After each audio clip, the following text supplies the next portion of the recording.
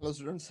Once again, welcome to the Java programming session. So, in today's session, we are starting event driven programming. Under the event driven programming paradigm, it's a type of programming style like procedural programming, object oriented programming.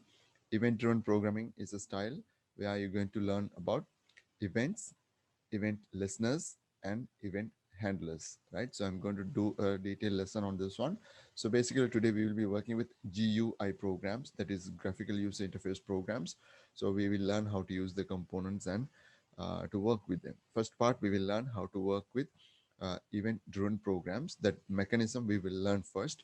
After doing so, we can start doing some GUI programs, and we can build programs which uses the GUI and event driven programming paradigm, right? So without further delay, let's get started. Okay. Right. When it come to the event handling part, now, as I mentioned, we're going to learn how to create GUI programs, visual part, right?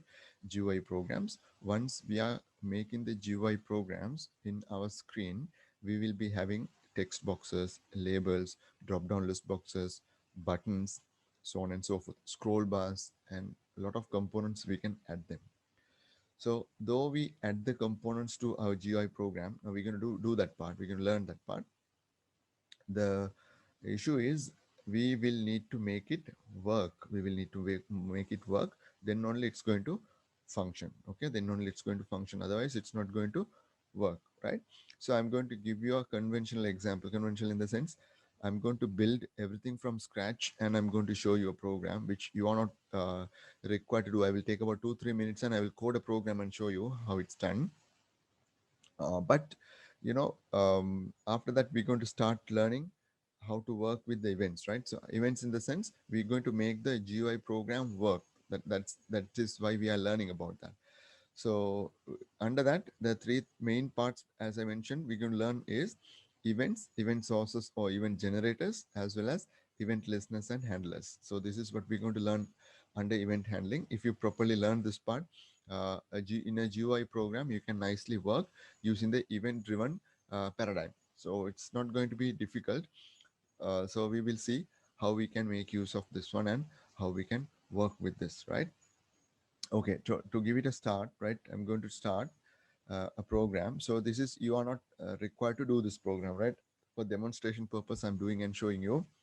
So if you are just using Notepad or something, you can create a program, all right?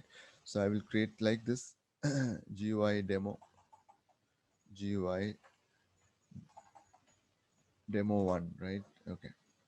So this is just a Java program. This is just a Java program.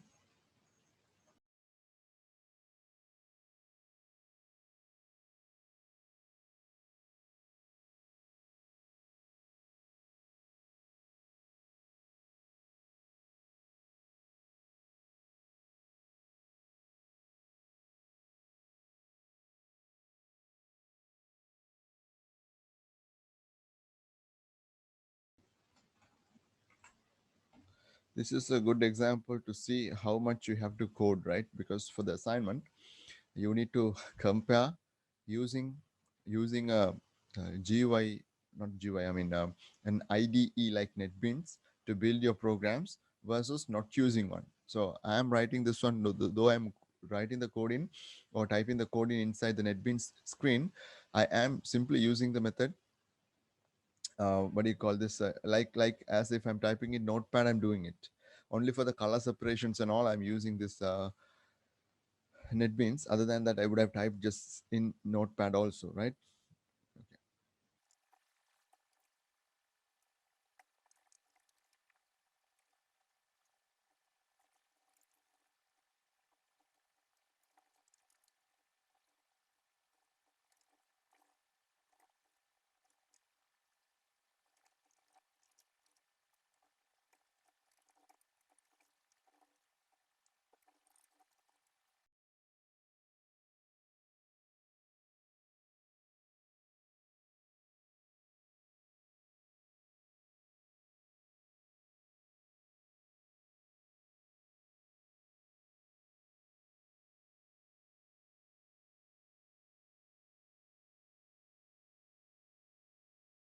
So this is a GUI program I just built. I have taken nearly 10 minutes maybe.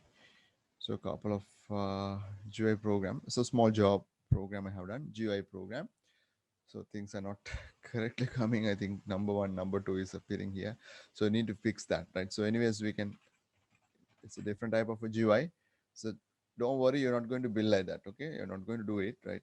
Anyways, it'll be 1, 2, 3, and so on. LBL1. Okay, now the screen is okay now. The problem is, even if you click the buttons, it's not going to work. Okay, I'm not going to do a big code in. I'm going to just show you a small code, right? So how it can be done, right? So if you click the button, this text boxes should be cleared. So to do that, we will see how we can code that, right? Just having a GUI is not enough. So I will tell you what are the steps building a GUI program. So just having the GUI program like this is not enough, right? So we will do the step one now, right? So what we have to do is you have to do something like this: implements action listener. Now this is called a event handler, okay, or event listeners. This is a special interface. It's a type of Java program which has been built, which has the methods to work with button click events, right? If you click with the mouse, button click events and enter key press events. Only that part it will handle using action listener. So just adding this one is not enough. Not enough. You need to write a method. If you write that one, it will result in an error. If you put the action listener, there'll be error message. You haven't implemented the action performed method. See, there'll be error message here. It will give you GUI demo 1 is not abstract and does not override abstract method action performed. There's a method you have to override. So I'm showing you all this pain. You don't have to go when you're doing the other way around. When we were doing at the early days, this is how we were doing: public void action performed action event E.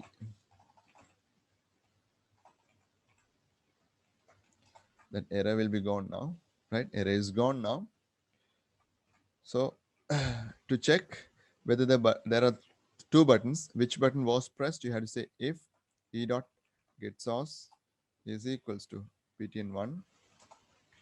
If so, you can write like that. Else if e dot get source is equals to btn2, we can do the coding. So this is the cancel button code. This is the OK button. Right. So cancel button only I'm going to write. So just writing the coding is not enough. So when you say txt one dot, you want to clear. I'm going to teach you all these things, right? So don't worry, just a demo this is, right? All the text boxes, I'm going to clear them. So let's run this. So we have the text boxes filled now. Let's click this one. Oh, nothing is happening, right? So only thing what we did is we implemented the action listener event handler. We implemented the method. Once you click the button, what should do, that means if you click the button 2, what should be happening, we have coded, but it's not working. What you need to do is you need to register that. You have to register with the event handler, which means btn1 dot add action listener. You have to do this coding, this, that code also you need to do, right? Shift F6. Now let's try. Now the program is working. Okay, so this is a small example for you to know how to create the GUI program, but without any drag and drop facilities, only using coding I did. So I could have done this on using Notepad also, right? So this is not the way we're going to do. This is not the way I'm going to do. So when I'm doing the codings, I can explain you, right? Okay, right. Now we're going to start doing, now we're going to start building an application using this one, what do you call this method, right? So let's see how we can do that. What I want you to do is I want you to start a new program, right? first of all, I'll demonstrate. Number two, I will give you time for you to practice. Okay. So for the people who's going to watch the video next time, when you're watching the videos separately, it'll be easy for you to follow. Rather than practicing with me, just watch how we're going to do it.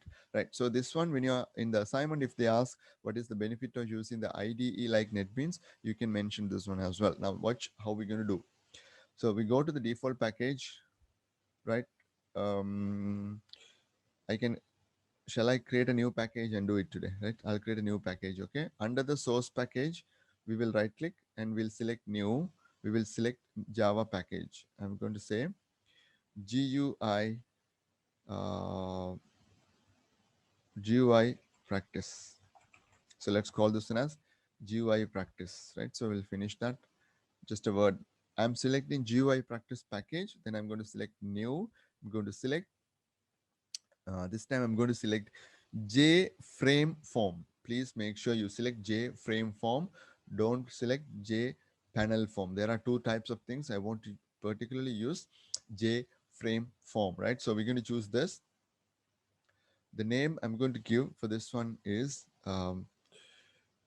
GUI demo, right? GUI demo. You don't have to give 1, 2, 3 now. Just give GUI demo now, right? So next step, you're going to practice with me. This time you're just watching, right? So finish. Once this comes, once the screen comes, right? So you can see there are palettes available. So, if you are working with these things, a GUI program, usually you are working with an interface like this. You are working with a screen like this earlier, right? So here you are working with somewhat different with the GUI part, right? So there is a shortcut to switch between the source code and the design, right? So you can press the Control Alt and page up, page down keys. So you can go into those things, right? So Control Alt, page up, page down, right? So you can go to switch between code window and source. Source means source code.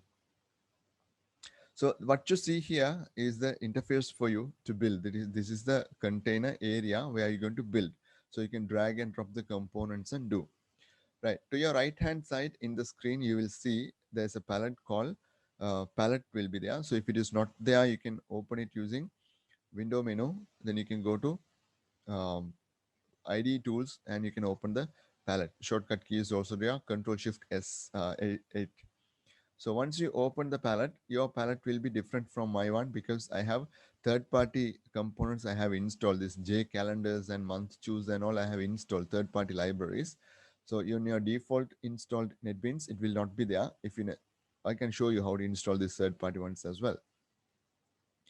What you need to do is you can simply drag and drop a component into your interface, right? So into the GUI building part. So you can first of all adjust these things, right? You can adjust this one and you can add the component, right? So there are some problems will come. I'll show you how to do that, right? So first of all, we will set this size, a particular size, right? So when you're dragging this one, you will see as a tooltip, it's showing the size.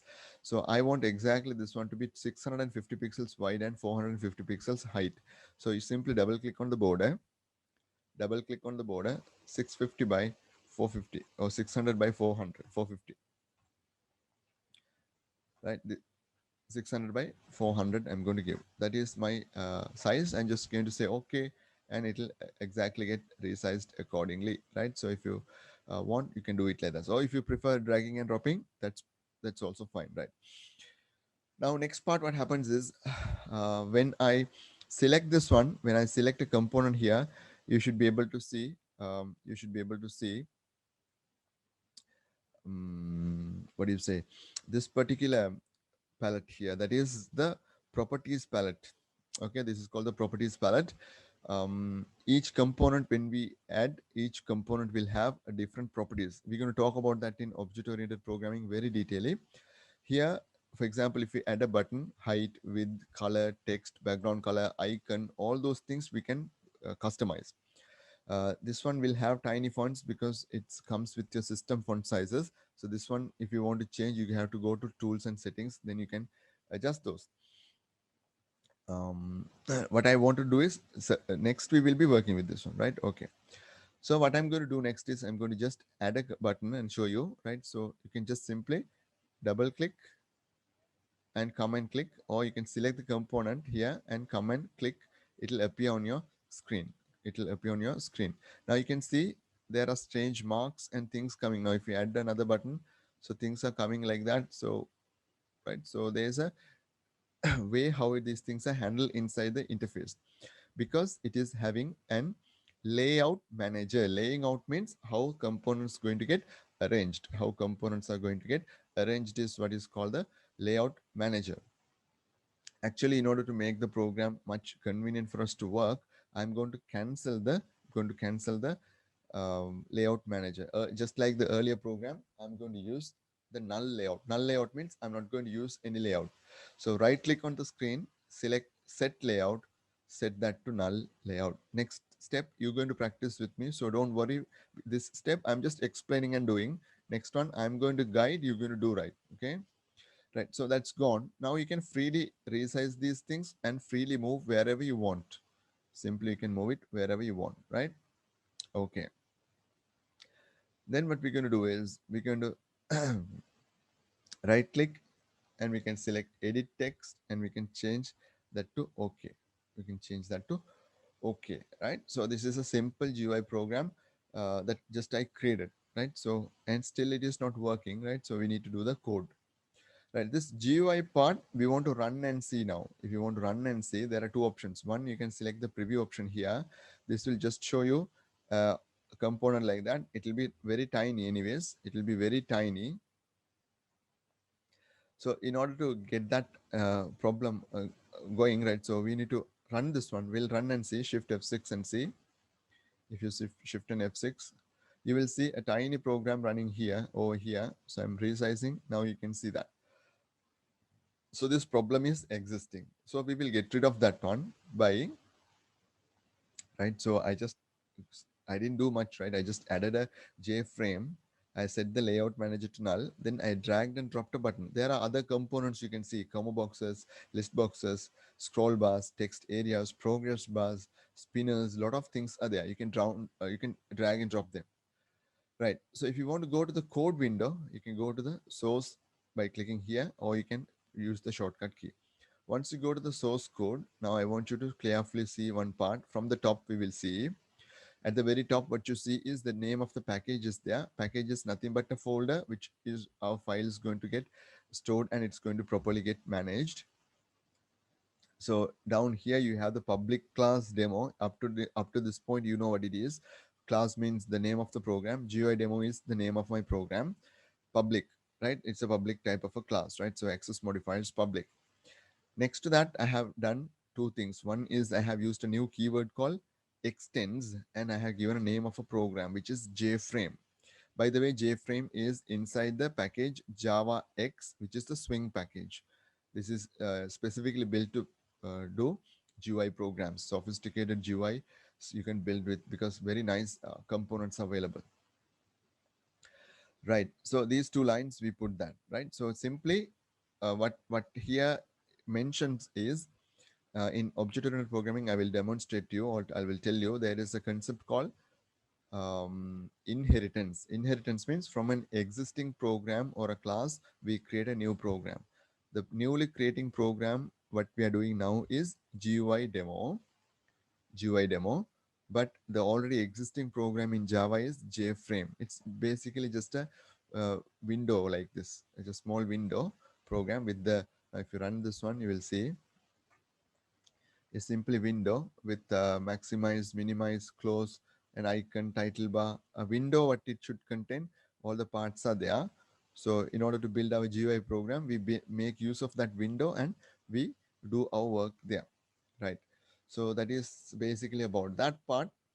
Then here, this is important. This is what called the constructor method. I'm going to teach you this one again in GUI, double OP part, object oriented. This is, you can see, same as the class name, same as the class name. So this is the constructor method of the GUI program. This is the first thing is going to get called when you use your, you will have your main method here. You have the main method. Using the main method, you are creating an object of that particular GUI program. and getting it executed. So this additional code, just don't worry. So we just create this GUI demo. We are calling this constructor method from the main method. So when you call this constructor method, first of all, it is doing init components. Init components. So what it does is init components. If you can see here, line number 26.7 to line number 41, code is hidden or it's been folded. You can unfold the code by clicking on this plus mark here. So this is you can see the I added a Java button, right? So it is given a name like J button one. So it's having all the property settings which I did. You can see even the place where I should place that. You can see from X direction 340 pixels to the right hand side, from top to bottom 290 pixels down. Width of the button is 110, height of the button is 50 pixels. So this is what the settings already done, right? So if you are wondering, so if I like that, and if I come back 200 by 180, so it's changing. I was looking at this one and searching, that's why what happened. Okay, so automatically it does the code. You can't, I think you can hear me, I'm banging on my keyboard, so it's not working. So if I type, it's not working, right? So only from the GUI it's locked. So from here I can change that,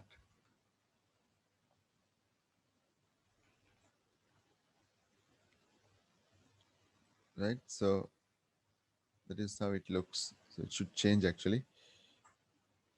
Here it is changing. Okay, right, it's changing. So we don't need to work with this one. Let it be folded as it is. So you don't need to touch that code in. So let it be like that.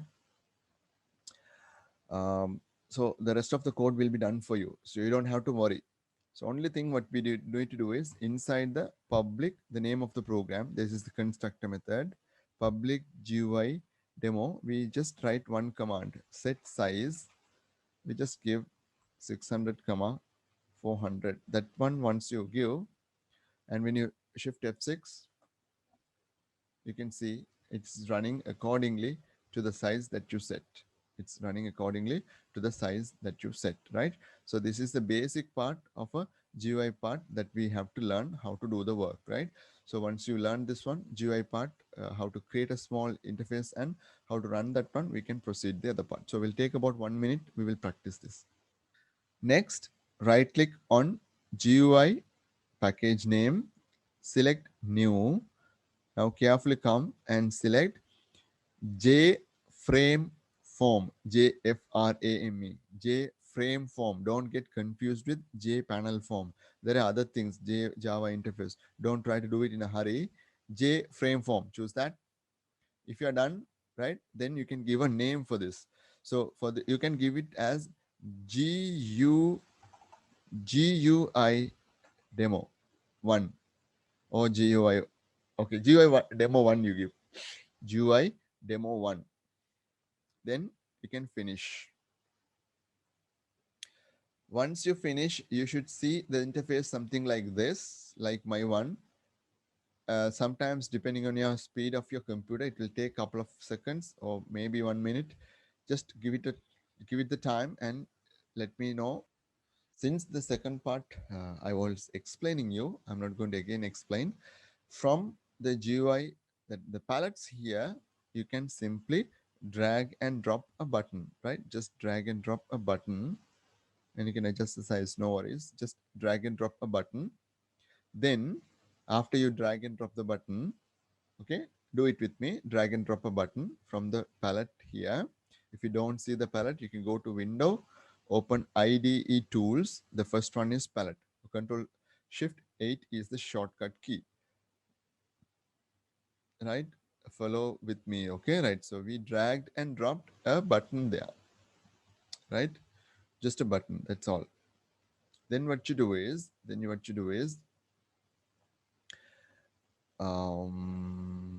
just right click right click in a blank area like this. Don't right click on a button. Right click on a blank area like this. Don't right click on this either, right? That says vertical gap, right? So right click here, right click here, and you will see there's the fourth option from top. The fourth option is set layout. Select set layout and select um, null layout. Null layout. Right. Now, since you have changed the layout manager, set layout, you set it to null, right? You can select the button now. You can select the button. Once you select, you will see the resizing handles. You can click and resize it like this and drag and drop it to the place that you like. Okay. One thing we will do, one more thing we will do, right click on the button and select edit text, not change variable name. Go to edit text. Edit text. Now what we will do is we will type that as test. You typed it as test.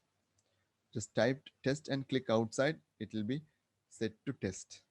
Okay, then now the title of the button is set to test. Now the last step we're going to do, we're going to adjust the size of the window. We're going to adjust the size of the window to 600 by 400. 600 by 400. That we will do. You can double click first on the border. Double click on the border. Type here 600 comma 400. Double click on the border of your window. It will come. Double click on the border and set that to 600 by 400. Right. Once you do that, now you come to source part. Once you do that, come to source part.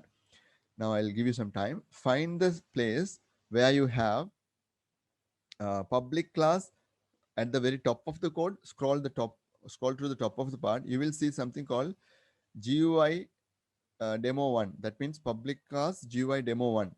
Under that, it will say with a comment public, no void, nothing, public GUI demo 1 open close parenthesis. After you find this, there is a curly brace.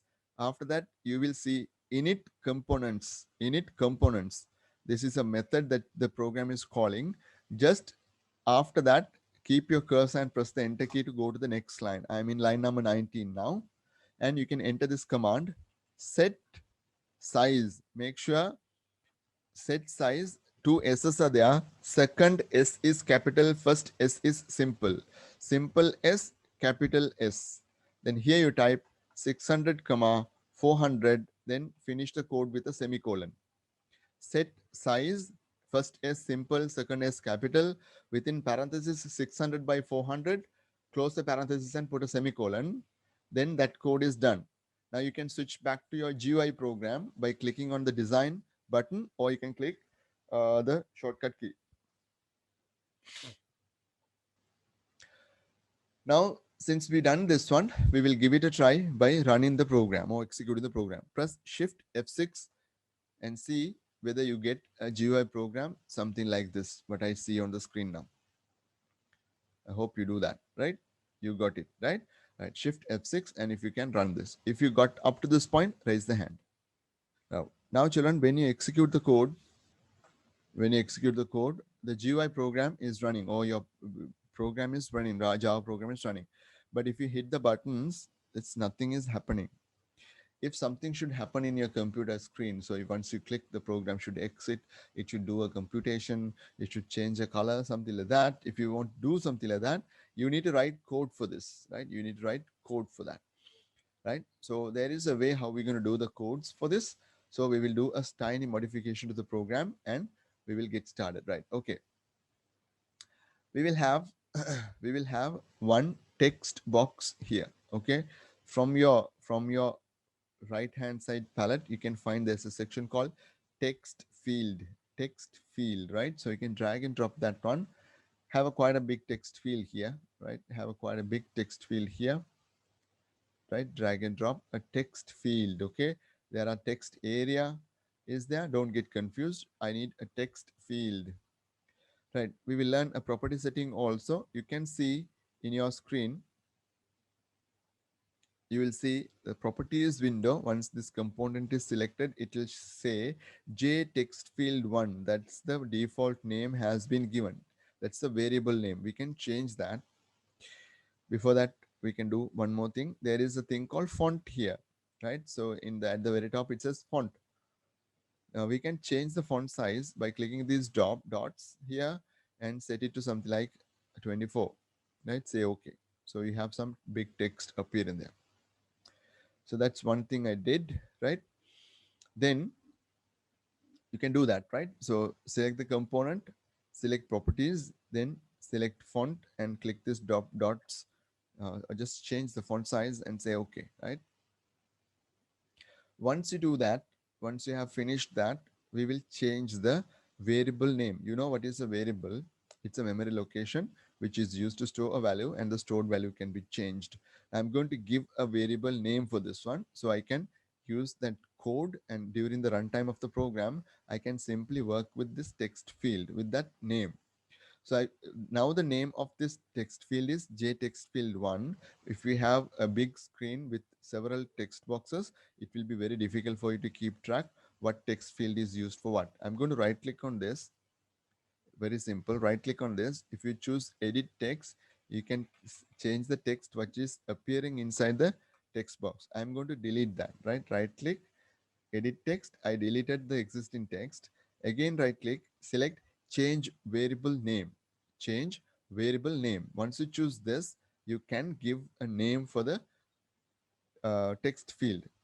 As a prefix, we use txt in order to identify or in order to understand what it is, right? So txt, and we type um, txt. Let's type 1. Txt1 is enough, right? So just type txt1 and we'll say okay, right? So the name of this text field or the variable is txt1. So we can write code for that in future, right? Now let's talk about the event driven programming, right? Event driven programming, I'm going to talk to you. Now this interface is done, right? So let's get a feedback from you. Right, now let's try to understand how the GUI program is working with the event driven style. Now event driven programming paradigm means if you take a look at the procedural programming, the procedural programming is always problem based, right? So you think about what is the main problem, right? Then you think how to take the inputs and what inputs are needed to solve this problem. Then you think about, okay, what is the output is necessary. Then in order to get that, in order to change that input into the proper output, you do a processing. So it is input process output. It's a procedural programming. That is the style that it's going to follow. But in an event driven programming, it's not like that. It's not like that. In a GUI program, anything can happen, right? Anything can happen, because you can see uh, when this program is working, when this program is working, I can do nothing on this screen. I can just close the program, or I can resize this by clicking the areas like that, and I can resize the program. I can minimize. We in Java we call that one as iconifying, right? Restoring is called de-iconifying, right? So we can iconify it and de-iconify it, maximize it, okay, resize it, restore it, all these things, it's possible, okay? And I can close this also. Or I can go click inside the text field, I can type letters, or I can click the button, right? Now clicking the button is one action I am doing. Going and clicking inside the text box is, or text field is a one action. Going and clicking this minimize button or iconify button is one action. Resizing is another action. Closing is another action. Resizing from here is another action, right? Now see, the mouse pointer is there. The mouse pointer can go over the button. There's a slight change in the visual part. You can see the color of the background of the button is slightly changing. To visual, it's indicating the button is, cursor is over the button.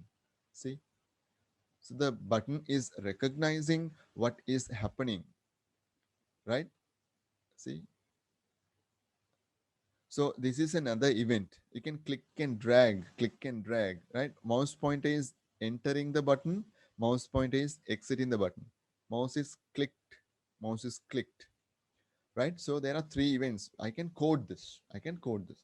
So an event is an action which takes place in a GUI, and that action can be identified by the component or the control, and the component will execute the corresponding code. In this style, when you are doing your programs, it is called event driven style programming or event driven paradigm. It's easy. That means a program is going to respond to your actions. That is how you have a GUI program. If you click this button, that code will run. If you have another button, if you click, that code will run. If you click the other buttons or other components, what they are intended to do, and once you have written the code, it's going to do.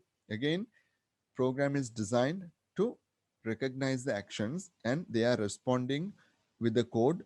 Once those actions are taking place, it is responding to the action via executing the corresponding code or the code associated with that, right? So let's try this and see how we can do that. To do that, I will be right clicking. Next, you can try. Watch this first. Right click on the button, then I'm going to go to events. Once you go to the events, these are the types of events available in Java. So under each type of this event handling, sometimes there are more than one methods available. See, in order to nicely deal with this one, right? So for example, change is a event which you can use with combo boxes or radio buttons, because a radio button is either selected or not selected. So the state can change from not selected to selected, and from selected to not selected it can change. So when it is changing, we can call these functions, right? So I'm going to go not there. So key is there. So key pressed, key released, key typed. So those things: key pressed, key typed, key released. Key type means going down and coming up together. Key pressed means once the key is, you are pressing and holding it down. Key released once it's coming out. So for example, in games and all, if you have to continuously fire, you press and hold the button, right? Like the space bar, if you press and hold, continuously it will fire.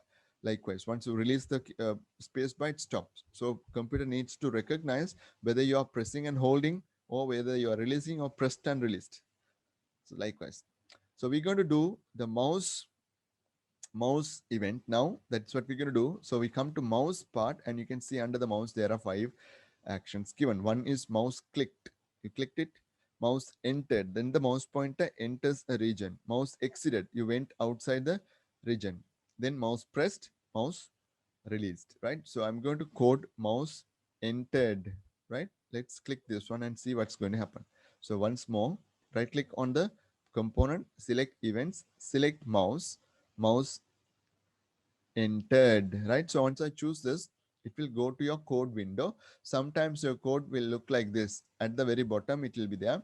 Simply, you can use the arrow key on your keyboard. Just press the right arrow, and it will try to move one step to the right hand side, and it will come correctly to the place. So you know where your cursor is. If you find it a problem to find it in a big code, just use the arrow keys left and right. You can quickly find it. What this says is automatically it has added some code for you. Private void J button 1 mouse enter. This is the code that we're going to write. So for that one button, mouse entered action we are handling. So don't change this. You can't even change that. It is read only code. Inside this blue color area, it says to do, add your handling code here. So I can write the code what should be done if you click that. If you don't want this comment, you can remove that. For the time being, I'll keep it. I don't want to do much. I just want to change something. So I'm going to say txt1 dot set background color. I'm going to change the background color to red. Okay, I'm going to change the background color to red. So once we run this program, now the mouse pointer is there. I'm not clicking the button. I'm just bringing the mouse pointer over, and you can see the color of the text field change to red. Okay, it's got changed to red. Now we will make it a little bit more interesting. Right click on the button once again, select events. Now go to same thing. Now what the things that you have coded, you can see it is in bold letters, and this is also in bold letters because we coded that. In mouse exited, mouse exited. For that, we're going to again do the code, so you can see I'm in the proper place. So we're going to say txt1 dot, we are working with that, Like scanner class scan dot next int, we are typing txt1 dot set, again background, we can say color dot white. So colors capital C, name of the color we are giving in fully simple letter. So when you run the code once again, once the mouse pointer is over the text field, it's red. Once it exits, it's back to white, like that, right? Like that. Okay.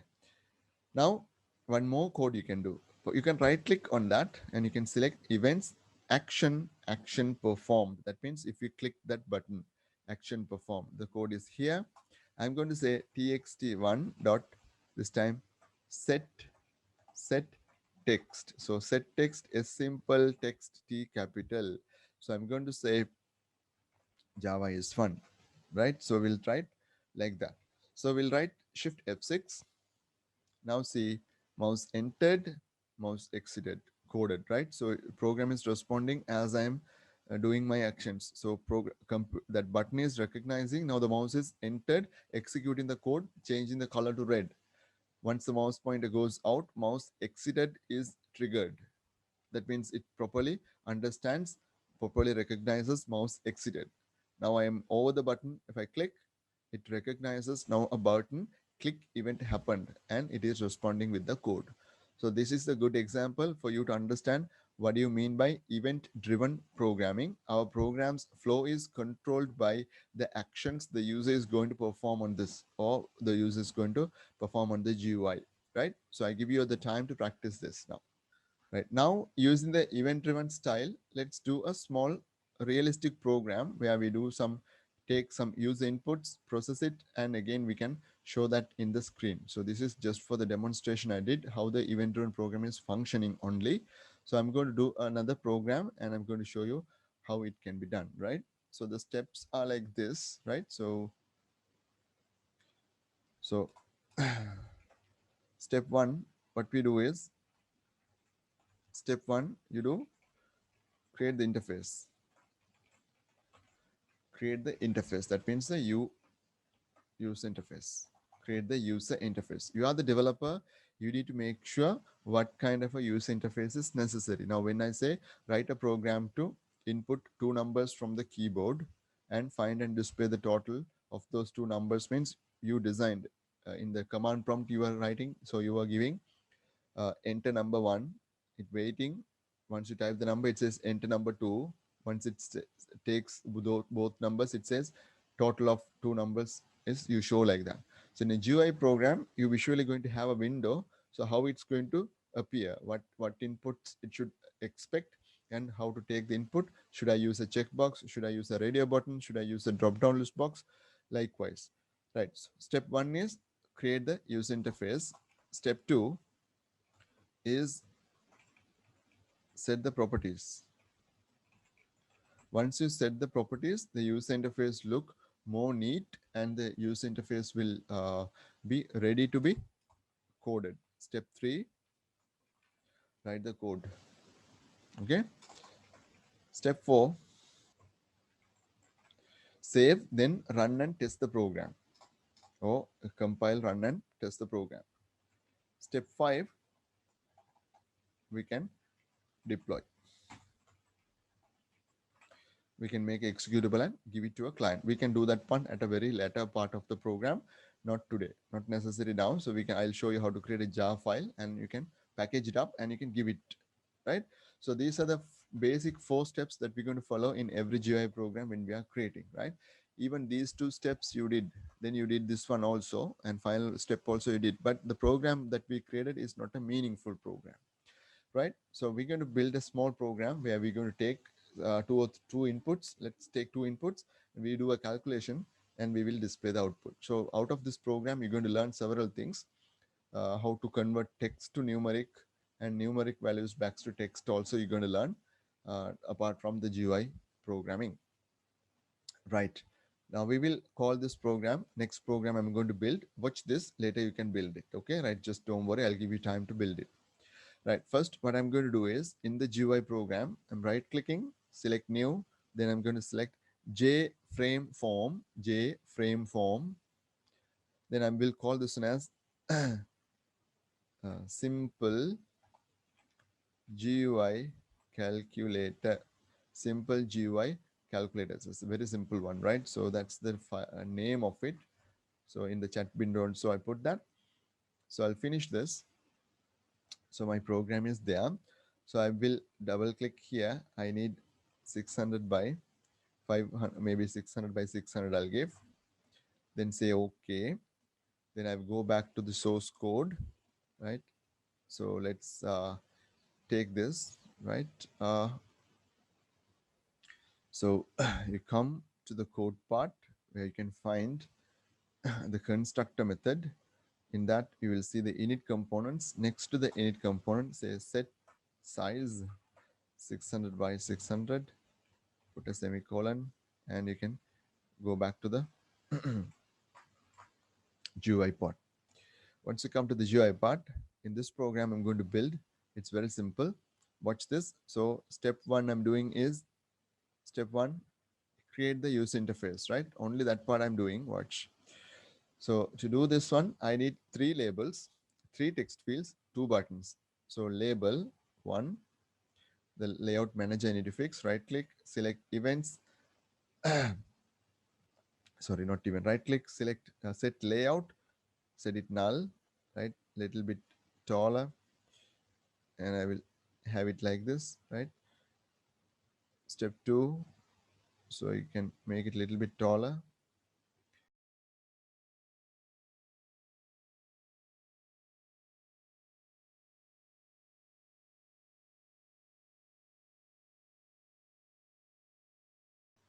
I will put that call simple calculator.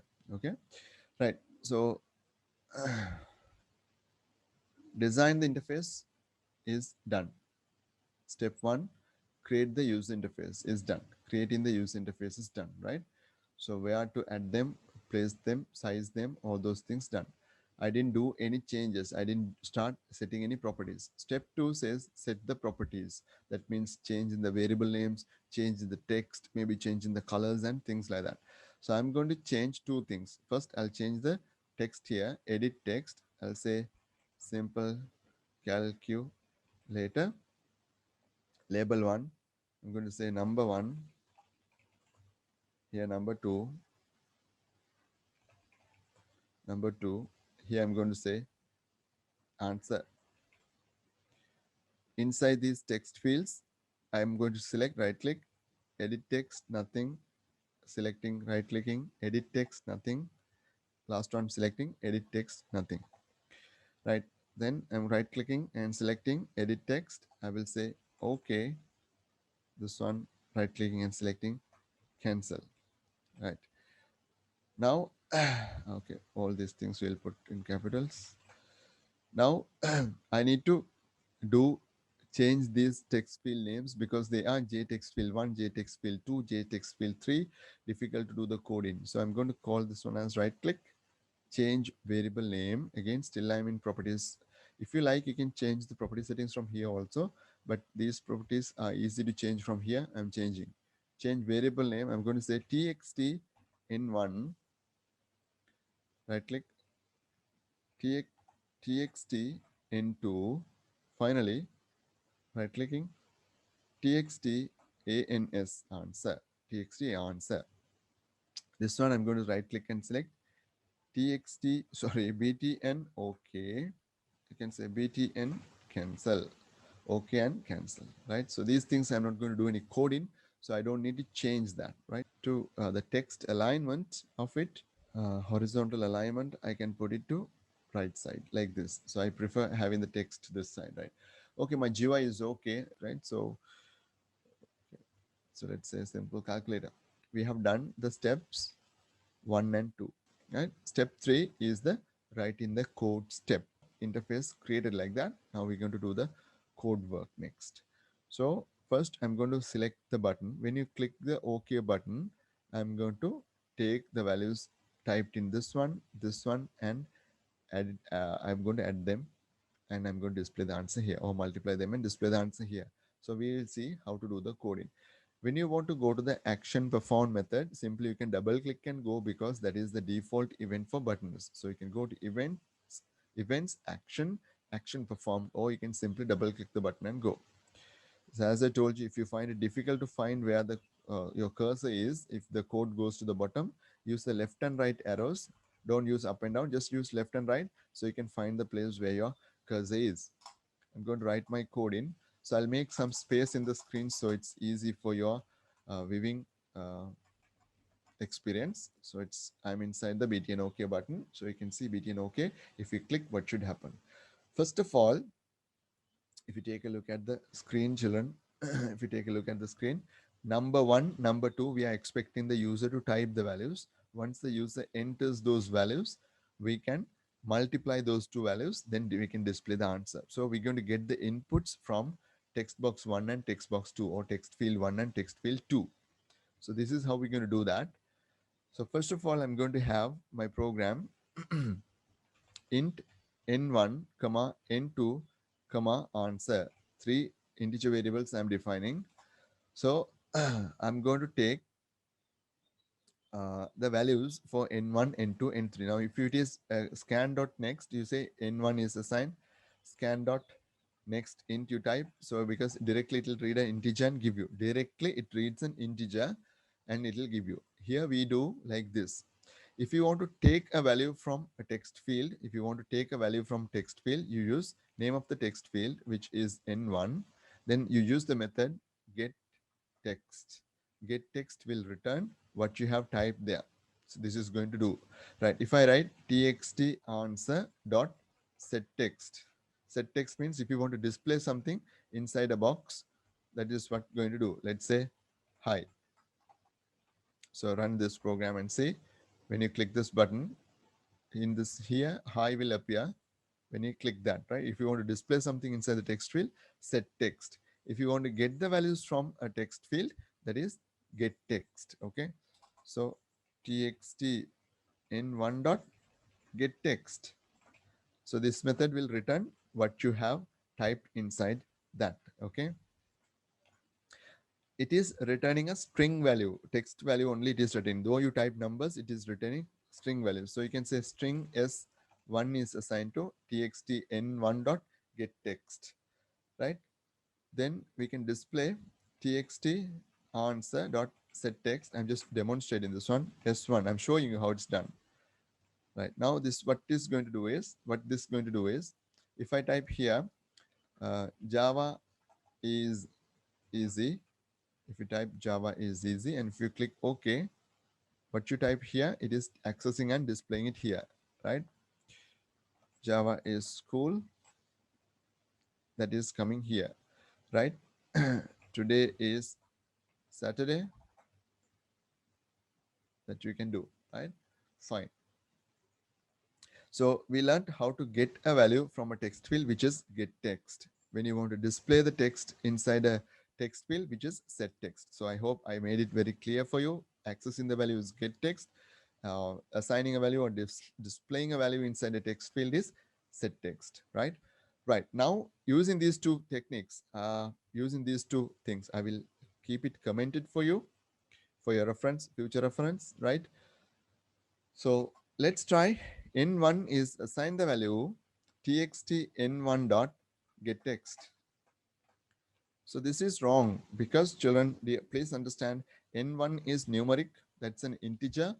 Txt1 dot get text returns text value, which is string.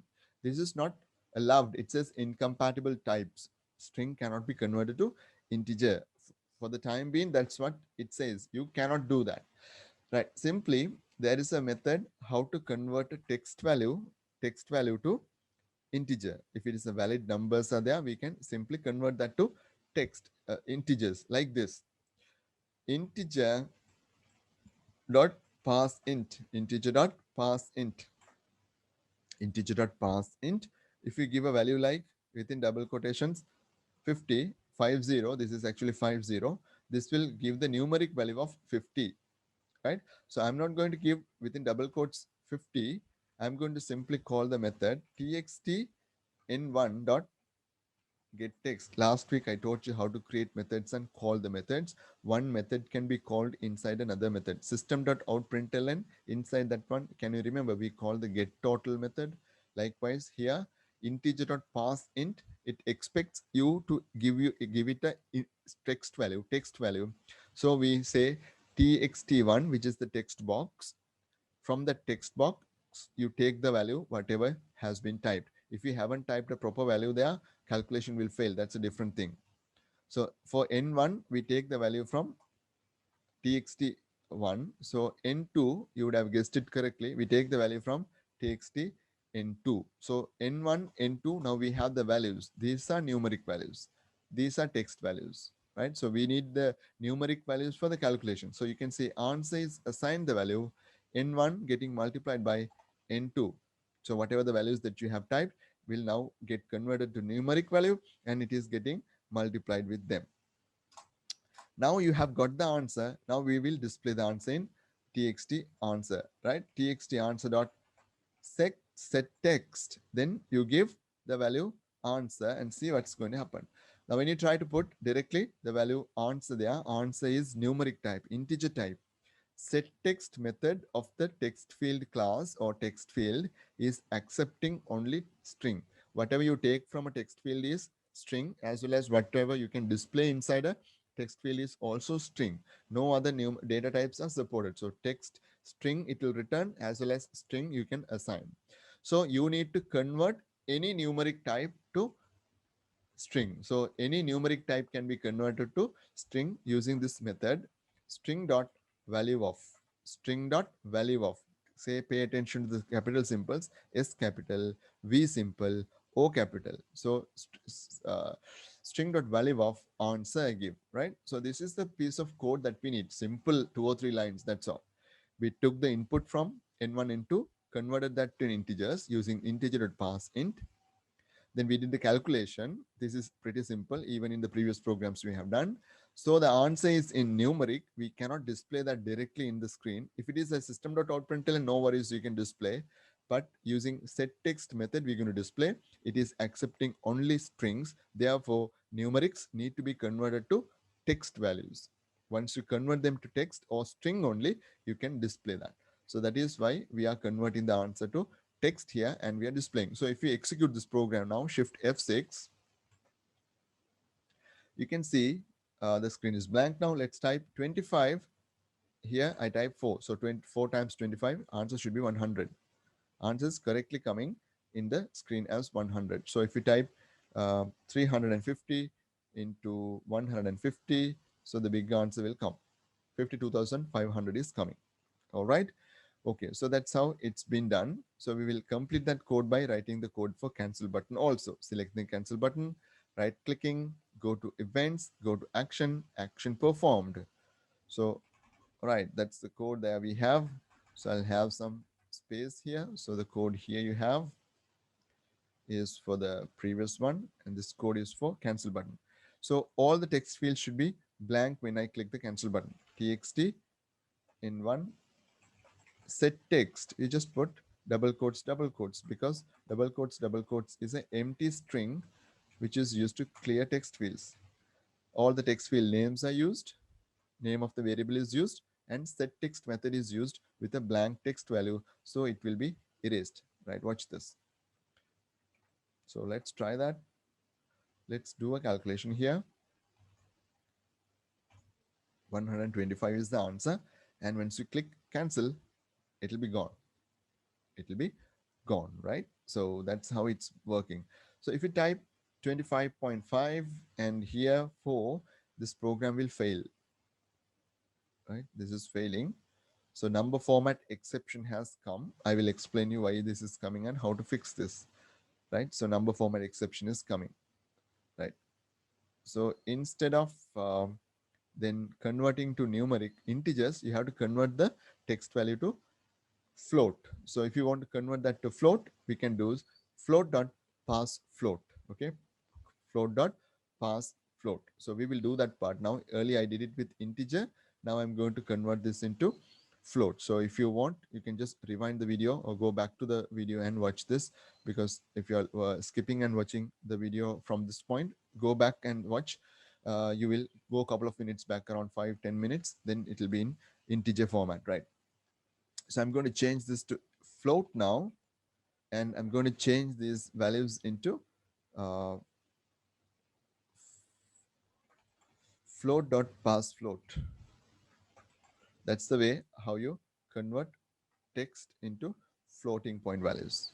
So now our program is more accurate, right? So when you run this program, you can run, you can enter even 25.125 multiplied by 0.254, and the answer is accurately taken as 6.38175, right? So that's possible to do. Okay, now the errors are not there.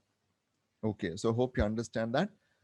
Now what we did last was writing the code, right? Write the code for the events, then we save the code and we executed and we tested it. So that is how we finished the step by step a GUI program. So create the user interface, then properly set the properties, which will make the user interface more user friendly, and user experience will be increased after doing this one. Then you have to write the codes, otherwise it's not going to work, because when you click the buttons and all, the code has to respond, program has to respond. So write the code for the events actually, then save the project and run and test the program whether it is giving you the expected result, right? Okay, that is what we did. You can practice now. Okay, so we have come to the final part of the session today. So today's session we basically focused on event driven programming. So event-driven programming in a nutshell is, in your GUI program, you have several components. You make the program function according to the actions that you do in the screen. For example, clicking buttons, scroll bars, you're adjusting, typing text inside text fields, so on and so forth. So according to the action that you're performing inside components or on components, your component is properly recognizing what action happened, and it is responding back with the code, provided that you have written the proper code for that, then it will do that work for you. In that circumstance, or in that manner, we did this program. So when you create a GUI program, there are basically 4-5 steps available, right? So when you create a GUI program, this is what we do. So we create the user interface, then we create the properties, so set the properties, then we write code for that, save and run and test the program. These are the steps that we do. Finally, we can deploy the app. We will see that in a different session. Then once that is done, right, so this can work. So after that, I taught you how to write the code for this also. Right click on that, select events, then you can go to the code and do it. So if I'm recapping this code, what's basically happening is we are creating 3 floating point variables, and here I'm converting a text value to floating point values. That is what I'm doing. So float.parsefloat is the command. I've provided you the note. So here the calculation is happening. Here we are again displaying the value inside the answer text field. So once you want to display the value inside the answer text field, you need to again convert back that to text value, because text boxes only can display text, and what you can get from text boxes are also, or text fields are also string. That for that reason we have done the code like that. Okay. So that's all for today's session. Hope you found the lesson useful. Till I see you in the next program. See you. Stay home, stay safe. Bye.